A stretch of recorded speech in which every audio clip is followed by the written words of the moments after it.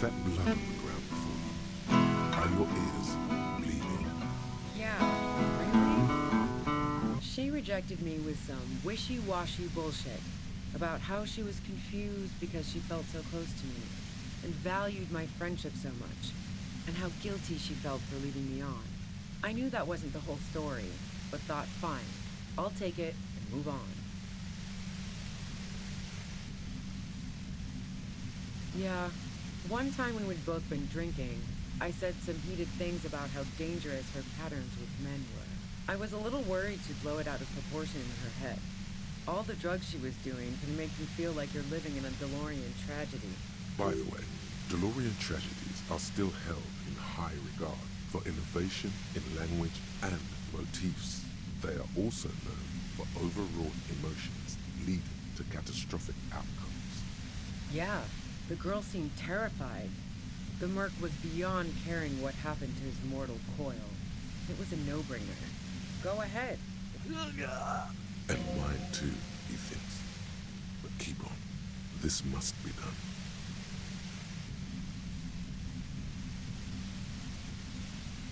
No. Gifts of flowers and candy aren't really my style.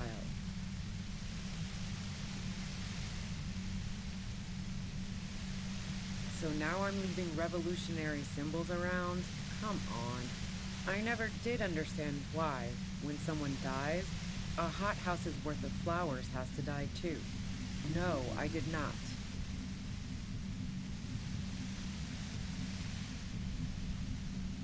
So, Heart of Gold Tommy fucked me over too. Never trust a musician. Okay, great. You got into my lorry on your own. What now? You're going to arrest me for drug trafficking?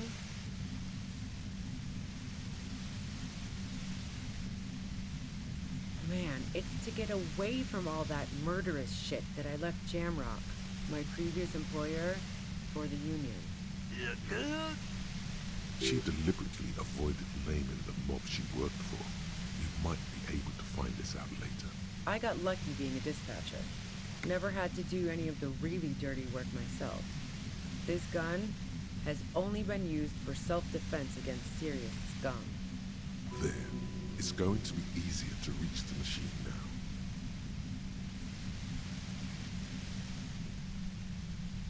Based on what I've heard about you, you are serious scum. There's a sinister note in her voice. Even with the gun and the compressor, she's afraid of you. Yeah? Where?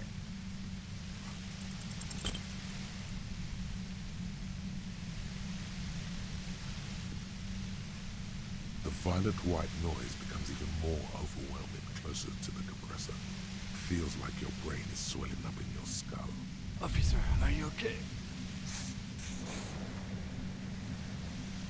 The pain intensifies as your hands attempt to reach out into the pale chaos. What are you doing? I told you it's best not to move. 8, 5, 2, 6. Look, I know this isn't very fun for you, so let's wrap this up. She knows about the tribunal.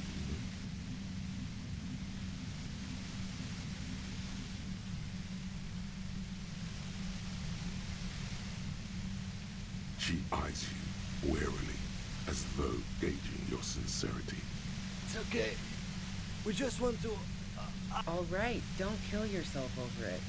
I was shooting the shit with Hardy and the boys over a few beers, like always. Then Klasha comes in, all pale and shuddering. She sits down with a drink, trying to steady her nerves. So I grab a seat next to her. Oh yeah, super. But I didn't think too much of it at first. I'd seen her party hard before. This woman has seen people OD. Glacia wasn't quite there yet, so why worry? No, I really didn't.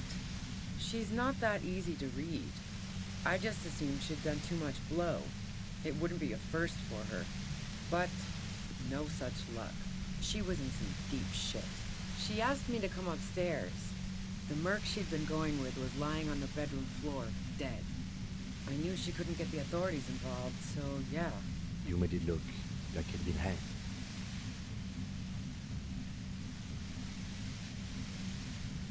What? No. Faking a lynching was her idea. She looks shaken. She wasn't surprised to be ratted out, but framed. Yeah, in cold blood. It really surprised me how quickly she was able to get a hold of herself once we got up there. It was like she was another person. The party girl was gone. She asked me to help her drag him into the shower so she could wind the shower head around his neck to fake lividity. Then she dressed him while I went to get the Hardy Boys. She lied to you about that, too. Yeah, I wasn't sure whether to admire her or be disturbed. And potentially bring attention to herself? No. Besides, the shot was made from a distance. Otherwise, we would have heard it downstairs. She's right. No one mentioned hearing the shot. The shot didn't come from the roof. We should have factored this in. But even if this is true, weren't you worried this lynching might lead to... War? The thought crossed my mind. But the mercenary's death was going to have repercussions either way. Although the way things are going... She doesn't want to talk about this, but not because she has something to hide. She doesn't want the guilt. Fuck it. I'm not responsible for these people after what they did to me.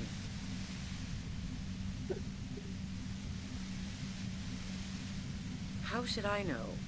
As I keep saying, he already had a bullet in his head when I got to him, and there hasn't been any useful gossip on the radio. Those rings around her eyes, her tired voice. She's been staying up late, listening in on the conversations crisscrossing Martinez. Police radio? You've been following the case? Who hasn't? You know, I can still see him there, in Claus's room, lying on his side.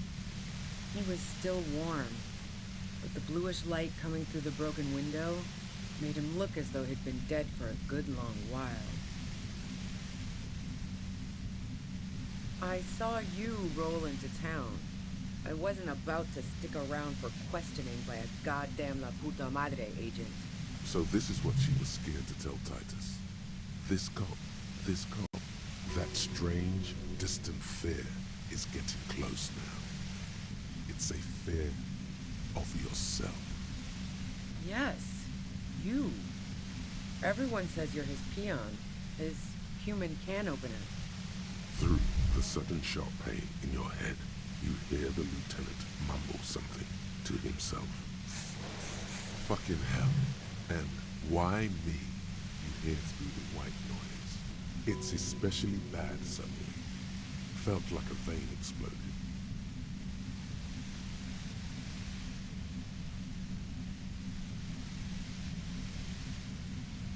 Oh yes, they do. The cops, the criminals. Why do you think I'm holed up in here with a goddamn death ray waiting for you? If she knows that about you, she must know your real name too.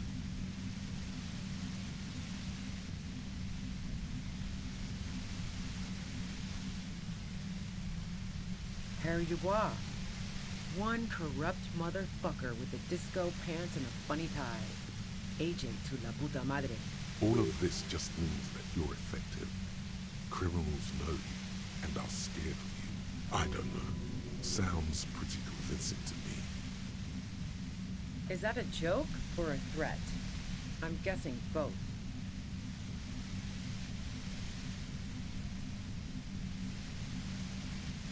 Yeah, sure. She doesn't believe you. I'm sure La Puta Madre himself will explain it all to you soon enough. A man in a white suit walks through a garden coaxed from soil that had once been covered in asphalt. Rows and rows of poppies, most of which have lost their pink bloom, flank his steps. The man looks around. Taking out a knife, he crouches at the end of one flower bed. He scores a... You've been to my lorry. You think the biggest player in Jamrock appreciates competition? And now I have Harry Can Opener in my lair. Wait, one thing. Possibly small, but she said you roll into town. Was that you singular or plural? She might know something. Yeah, you had your death squad with you. What happened to them anyway? Well, it wasn't this scrawny dude. You had two guys and a lady. The guys looked pretty buff. Lady wasn't bad either. One of the guys seemed chipper, a blonde. The other had a brooding something or other about him. And the woman was the only one in uniform. All were carrying. That sound about right? No idea who these people are. Literally, Satellite Officer Vic Mayer looks out of the window grimly, then puts his coffee down and turns to Patrol Officer Minot. We can either take a room here in the Whirling or go home for today. Let's go home, Jean. Nothing's going to happen today, she responds quietly. Jean takes his blonde wig off. Call Heidelstein. He can give us a ride.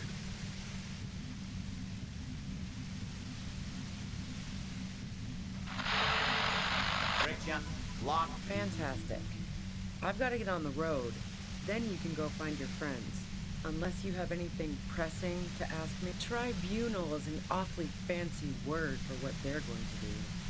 But yeah, I was listening. Now they're going to put on a show before meting out punishment. Even though those assholes gave me up. And you, watch out for yourselves. You seem to have a habit of walking into traps. I'm guessing you don't know that a third mercenary has come to town just in time for the tribunal. Now you do. If one hornet can kill 40 honeybees in a minute, then 3 hornets should be able to kill. A third. Ah, As I said, watch out. The pain is becoming unbearable now. Glad to have been of assistance. Best of luck to you, officers. The woman runs past you and disappears into the darkness of the tunnel.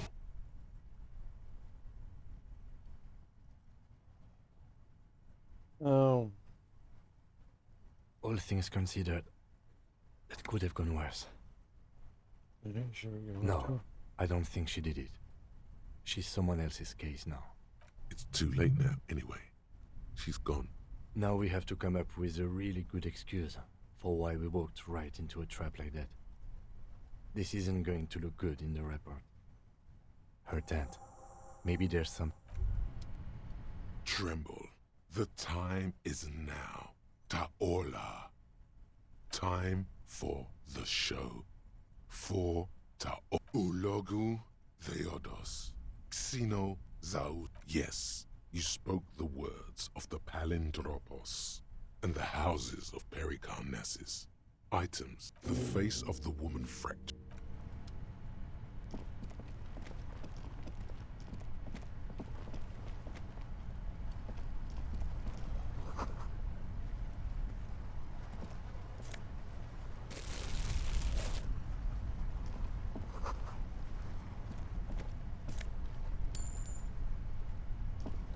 The plain red tent stands by dispassionately. It was pitched by practiced hands. She's used to camping out. The tent looks old, but well maintained. In the darkness of the tent, a rolled-up sleeping bag, cooking utensils, some books, and a kerosene lamp. It reeks of cigarettes. Assorted soft covers, mostly pulp horror. A motor carriage lies buried in the snow on one cover. On another, a ghost airship. You also see a collection of radio enthusiast magazines. See anything? Rager Monthly, Journal of Material Science. More Technological Digest. One of the magazines doesn't have images on the cover. It's not a magazine, it's a leather notebook. You pocket the worn brown leather journal. We should read this immediately.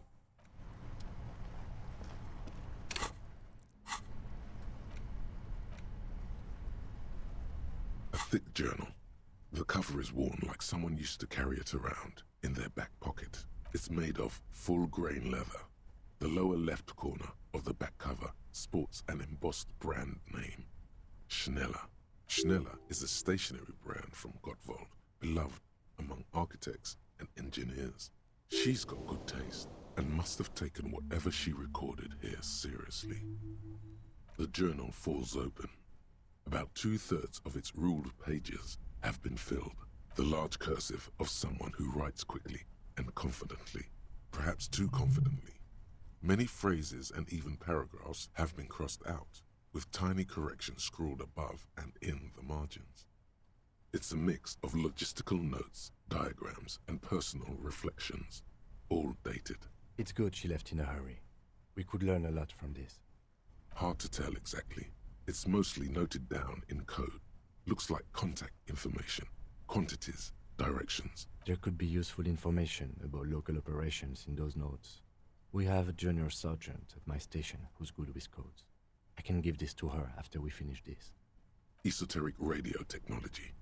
The most recent ones probably pertain to the latitude compressor, sketches, calculations of distance and density. You make out a familiar spiral shape. Short, wry observations of people and places, probably a way to pass the time on the road. Also, what appears to be attempts to sort through some difficult decisions. There are a few passages with many questions in them. The first entry is from August 2nd of last year. It reads simply, I know my position is precarious.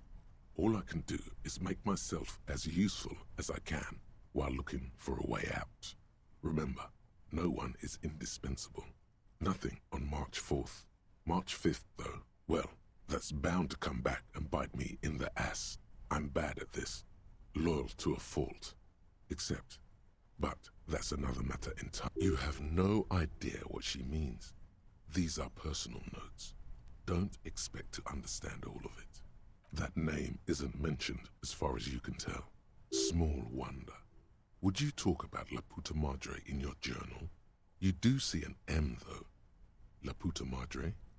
M is mentioned on March 9th and March 15th. Great. M's peon is coming to town, no doubt to investigate the lynching. But also, I feel it in my gut to finally put a bullet in my head while I'm napping in my lorry or on a smoke break. Well, I won't stick around just to twist my own neck by constantly looking over my shoulder. Then again, isn't that what I've been doing ever since I got the call? The call? Did M call her personally? Why? Been holed up here for 3 days now. I'm used to being alone and all, but I don't know when I'll be able to leave, or if I'll be ratted out. They will rat me out, of course. I've made it a point to believe in the best in people, the boys, for example. But experience tells me, did M feel truly betrayed by me? I was feeling threatened. He'd have to know if he threatened people, they'd take measures to protect themselves. Even I know that. Economic measures first of all. Gotta make a living, right? I can still hear his voice in the receiver. Taste the plastic. The entry ends abruptly. The thick journal bound in brown leather is... The most recent entry is from today. It reads, even when I leave here, if I leave here alive, what's my next move? Staging a lynching is a crime, even if I'm not accused of murder on top of that. Forever on the run. Not really my idea of the open road. Man, I was really looking forward to winning. It looks like she might have been framed. That would be a first, or a fourth. But who's counting, he thinks. Very rarely does anyone actually get framed. No, I don't think you are. Ask someone in your precinct if you want to be sure. He truly does not believe you are. I wouldn't go so far as to say that. We have other reasons to arrest her. Besides, I'm not sure her life as a fugitive is going to be much better than Weda's. Especially, Claudia was the one who pointed the finger at Ruby. Perhaps she was trying to steer us away from herself, or... maybe she had an accomplice. Either way, one thing is for certain. We have business back in the whirling in rags. Questions to ask. Let's be careful, though. The tip she gave us about the tribunal was disturbing. Right, so thanks for spending time with me. Hope you've had a wonderful time. I hope you have a marvellous time for the rest of the day. And I shall see you soon. Ciao for now. Bye.